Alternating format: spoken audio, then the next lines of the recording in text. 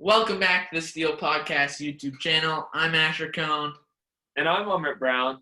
And we are back with another YouTube video. Today, we've got two things to talk about, but we're going to really be kicking it off talking about the major Tatis signing. He's to the Padres, $340 million, 14 years. That is a long contract. How long was Trout's? His was, 13, I think. Maybe Right. that was hard. No, Trout's was 13. I think Harper's was 12. Either way, this has to be. Is this the longest contract? It's the longest. Oh, well, Bobby Bonilla with the Mets. Right. He's still getting paid. Contract runs out the same year as his does. Really? How long has that been? Like 50 years? I have no idea. I just know I see memes about it every time somebody signs. So Patrick Mahomes, 12 years. Mike Trout, 13 years. Just Bobby Bonilla still going to be getting paid after their contract's done. That's actually hilarious. The whole story behind that. I read something about that one day. It was just really weird. But, yeah, Tatis, we've plugged his numbers into our statistic. You guys know it.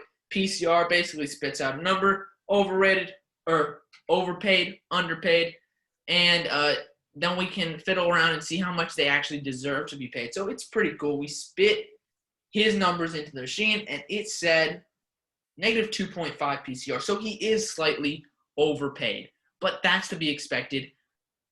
I think this is a decent contract. What do you think?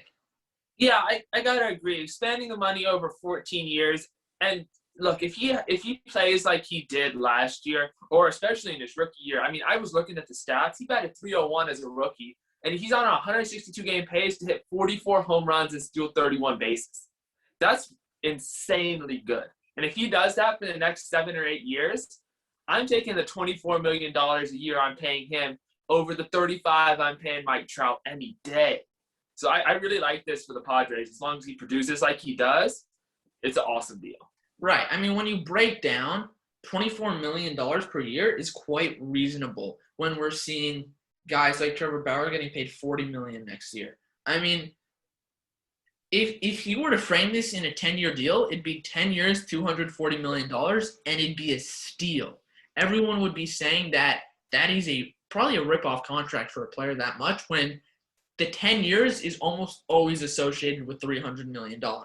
But because they tacked on that extra 4 years, they brought the pay per year significantly down, but it still seems big because it ends up being $340 million. The only question is, we saw his second season last year. He's played a total of 1.5 seasons. No, less than one full season, actually. Oh, He's played less than 162 games in his career. And this is where it raises question marks because I didn't even know that. I just assumed he played the bulk of last year, but I guess you're right. He didn't. And so now that he's only played less than a full season and they've just inked him for 14 years, that's a big question mark because 8 years from now, he could be no one. I mean, sure, he's probably not going to drop off, but 8 years from now, he could easily be producing at a subpar rate, and they're paying him $24 million a year. And that's going to affect this team in the long haul because they've got a lot of contracts to go, and they've got a lot of signings. This is an expensive team. This has really quickly turned into an expensive team that's going to require a lot of maintenance going forward. This could be an issue. Yeah, and look, I don't know what Tatis's agents were telling the Padres, we want a deal now, or we're not going to sign back with you whenever his contract expires. I don't know what the whole deal with that was. The guy's 22. Look, I have a lot more confidence in Juan Soto and Ronald Acuna Jr. right now than I have in Tatis Jr. because he strikes out a lot. The numbers dropped from his rookie year to his sophomore year, and I mean, they were still amazing last year, and he would have been an all-star probably last year. But how are we, he was 60 games batting .277. Okay, it's pretty decent, especially with the home runs he hit and stolen bases he had. We don't know what it's going to look like over a 162-game season. It just makes me raise questions of, is he going to be viable or relevant in 5 or 6 years? Because we just don't know. We just haven't seen enough from him. And then this is like almost a trivia question for you. Shortstops, they go out of their primes faster than like first basemen, DHs do. They have to do a lot of more running, or like they traditionally run more, a lot more fielding. Do you know when Derek Jeter retired? At what age? I believe it was 38 or 39. Yeah, and see, I don't know how his production was at the end of his career, but a guy with power and speed like Tatis, that's just not going to happen at the end of somebody's career. And if he's only going to be like a lifetime 285 batting average, that'll dip when he gets older too. So the question is you usually see speed from shortstops, but is the power shortstop going to be viable as he gets older? No, that's a great question. I mean, they're paying a lot of money for an unproven, not say unproven. He has proven his ability. No doubt he's proven his ability. However, take a guy, I'm just trying to think of a guy off the top of my head, like Josh Donaldson. Now, great player, but he had a couple years with the Blue Jays where he was an amazing player, right? Where's his name now? He's going to produce solid numbers, but his drop-off was pretty dramatic in terms of he's not you wouldn't say he's a star player right now. Now, he's probably a less extreme example in terms of there are many, many examples of players who have great starts to their season and just fall off. You mentioned he strikes out a lot. That usually means that there's something going on that pitchers are able to exploit, and when they do it effectively, it leads to a lot of strikeouts. Now, this is something that either pitchers can expand on and get more strikeouts, or something that Tatis can recognize and limit strikeouts. Only time will tell which direction that goes in. But, hate to say Chris Davis's name, he was an MVP, and this is a stretch comparison. I'm not saying this will happen to Tatis at all. Chris Davis was an MVP candidate, and then he couldn't hit a baseball. Likelihood of that happening? Very unlikely. But to pay that much money on a chance where it does happen quite frequently, and he hasn't developed. Look at a guy like just Aaron Judge, who they're not giving this big extension yet. They're paying him year by year right now until his rookie contract expires, and then they'll take it the next step. That seems to be a lot smarter of a game plan because you never know what will happen. Yeah, I agree. I just like I said, I don't know what his agents told the team. It's just if they had to pay him now, I think it's a smart deal. If they didn't have to pay him now, why did you do it? Like, I want to know. Like, if they didn't have to pay him now, what was the thought process? Because I know his contract doesn't run out. Like, his original contract didn't run out after this year. It just makes me question, like, do they think he's going to be the guy who's an all-star for the next 10 years? Are they sure of that? Because I'm just not getting that extreme, like, we know this is going to happen when he hasn't even played a full season yet. Yeah, and it's also like he came into the majors last year. So next year, I don't even believe he's arbitration eligible. I think he has to wait 3 years before he gets arbitration, basically meaning he can negotiate his offer with the club.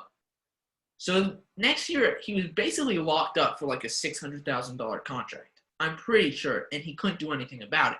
Now, could that have caused some issues of him saying, listen, I'm the face of this team. I should not be getting paid $600,000? Yes, and if that's why they wanted to ink him to make sure there was no bad blood between him and the organization, I get it. And the other thing is, when this contract expires, he'll only be 36 years old, which is not outrageous in terms of production could still be high. He is only 22, so signing a 14-year deal is a lot less, respectively, when he's so young to start out with. If you're a Padres fan, are you over the moon? Are you cautious? Are you, I don't care about 10 years from now. I'm just glad we got him for the next spot. I think I have to be cautious. I mean, obviously, I'm glad we got him for the next 14 years. I mean, he's probably going to be an amazing player. But I have to be cautious because, look, I don't – Tim Lincecum isn't the greatest comparison because he got hurt. But he's the kind of guy that he was going to be amazing. And then he just completely fell off the table after an injury. But if something happens to Tatis, like they figure something out, they've already figured something out, and he comes out and he hits really well for the first 50 games of the season, then they start, I don't know, throwing him a curveball he can't hit somewhere. And he just doesn't learn to hit it.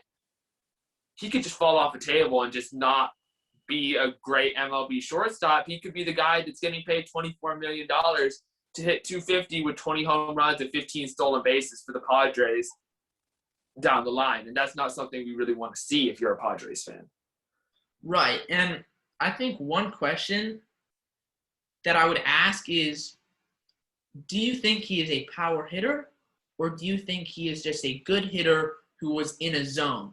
Meaning he doesn't generate, I mean, obviously he generates power, no doubt, but he doesn't have just natural power, but when he's in a zone and he's hitting the ball well, he's going to crush the ball. Like, what type of player do you think he is? Because if he's a natural power hitter, this contract makes a little more sense in my mind. If he's a guy that was just in a zone when he was crushing balls, then it's like, oh, he could get out of this zone and just not have the physical ability to back up a high strikeout rate.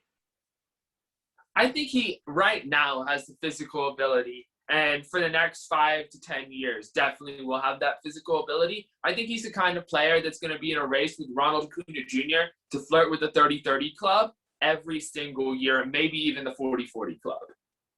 It's good, like 40 home runs, 40 stolen bases. I think he's that kind of player if he's playing to his full potential, and so is Acuna. But, yeah, he's going to have that power. I don't think that kind of thing goes away until you get a lot older. Yeah, I agree with that. The only other thing is, take Mike Trout, right?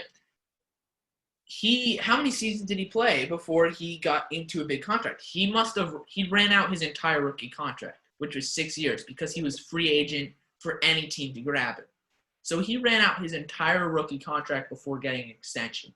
At 6 years of baseball, 3 of those years were at minimum pay, and then another 3 years were at an arbitration level. I don't know how much he was paid, but probably a good amount. However, they waited 6 years to sign him. They saw 6 years of consistency to give him that money. We haven't seen a single full year. Is it just pulling the trigger too early here? Yeah, and I think I said it. There's got to be some other circumstance. I thought the Padres GM was smart. I'm thinking the Tatis' agent saw, look, this dude played so well last year. She may never play like that again. I just don't know. Give me the money now. Whereas if I was Mike Trout, I was saying, I have no clue if you guys are going to be good in the future. Let me play 6 years and see if I'm going to sign. Obviously didn't do that because they're still trashy now and signed with them. But Tatis knows they're good. So I don't know. I don't know what his thought process really was as the GM, but I'm guessing the agent is thrilled right now. Yeah, and I'm looking at what he produced. Our TPV of 113 last year doesn't really overwhelm you. I mean, yeah, well, the rookie year was great. For 89 games, I think we said he played third in the rookie of the year voting. He was excellent. So you just don't know. That's the problem with this deal. You just don't know at this point. Yeah, and I mean, okay, let's play the hypothetical game.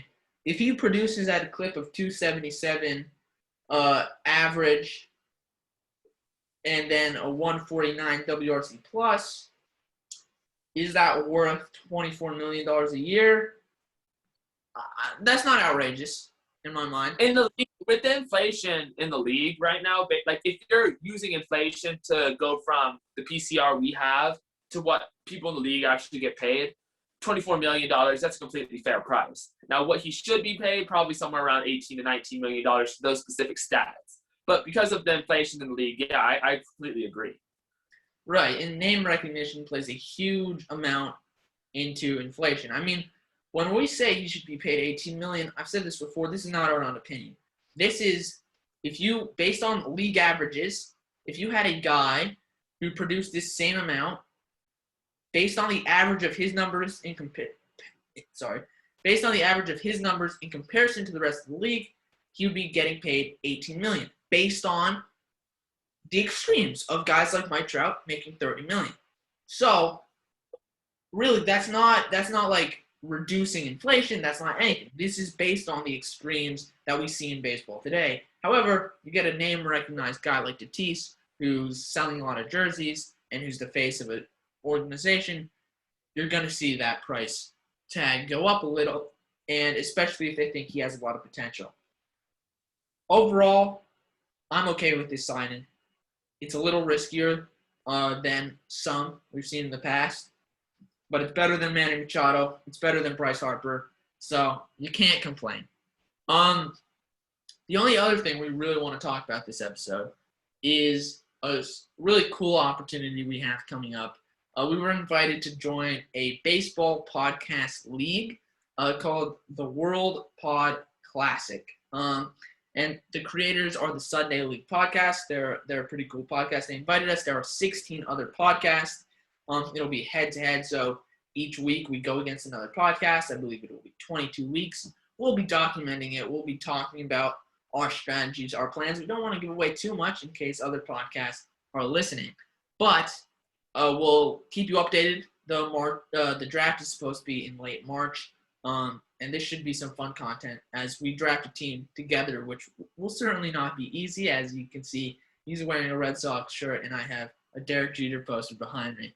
But I think we'll be able to pull it off, and we're coming for the trophy. So, Yes, sir. I think we have pretty good odds, don't you? Yeah, I mean, looking at the stats, I mean, I am 100% going to take projections off of all the websites I can find, project out the players for this coming season. I mean, I'm so excited. I know Ashley knows I'm a big fantasy sports guy. I had a fantasy baseball draft last night, and we're in one together. So I'm super excited. I can tell you guys, Aaron Judge, he will not be on our roster this year, but I'm also guessing Rafael Devers will not be on our roster this year.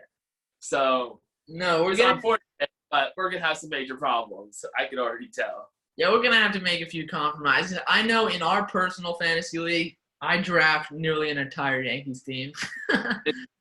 This dude, he just has Clark Schmidt. Jordan Montgomery was on his roster last year. I was like, what is the point anymore? Like, you're never going to play these guys. Clark Schmidt is not going to be that amazing of a pitcher. Well, I will say this, though. This strategy did land me LeMahieu for about $10 because we do an auction draft. It landed me LeMahieu in like a super late round. And we thought he wasn't even going to get playing time. And I just drafted him simply because he was signed by the Yankees. Ended up being the best pick in the draft. So. Oh, that's a lie. LeMahieu at $10. This is a lie. I had to tease at 1. Okay, that's fair. That's fair. You know what? We can put a post on our Instagram story if Asher wants to argue about this. Okay, Tatis at 1 is fair. But LeMahieu at a very limited price was a steal. Granted, no one knew what he was going to do. But, yeah, I think we're going to end up making a really good team. We made an Instagram post. We tagged every other podcast participating, so be sure to check all those guys out. And we'll be mentioning their names as we do it. But thank you guys so much for watching. It's been another great episode of the Steel Podcast. Check us out on Instagram, Apple Podcasts, and please, please, please leave a like, subscribe, drop a comment. Thank you guys so much. We'll see you next time.